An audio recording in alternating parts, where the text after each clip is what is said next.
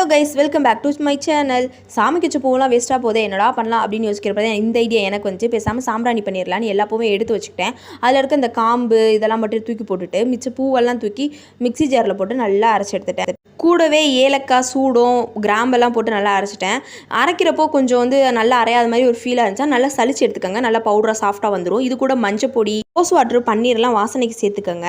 இந்த பிடிச்சி வைக்கிற பதம் வர்றதுக்காடி நெய் சேர்த்துக்கோங்க. நல்லா நிறைய நெய் சேர்த்துட்டு நல்லா பிசைஞ்சிட்டிங்கன்னா அந்த பதம் வந்துடும். இந்த மாதிரி நான் பிடிச்சி வச்சுருக்கேன். உங்களுக்கு எப்படி பிடிக்குதோ அந்த சேஃபில் நீங்கள் பிடிச்சி வச்சுக்கோங்க. நல்லா ஒரு 2 நாள் வெயிலில் காய வச்சு எடுத்திங்கன்னா சூப்பராக ரெடி ஆயிரும். சாம்பிராணி பொருத்தி வைக்கிறனால வீட்டில் ஒரு பாசிட்டிவான வைப் க்ரியேட் ஆகுங்க. இப்போ இந்த காஞ்ச சாம்பிராணிலாம் எடுத்து ஒரு ஈரமில்லாத டப்பாவில் போட்டு எடுத்து வச்சுக்கிட்டேங்க. வாங்க நான் உங்களுக்கு பற்ற வச்சு காட்டுறேன் நம்ம சாம்பிராணி எப்படி வந்து எரியுதுன்னு பாருங்கள்.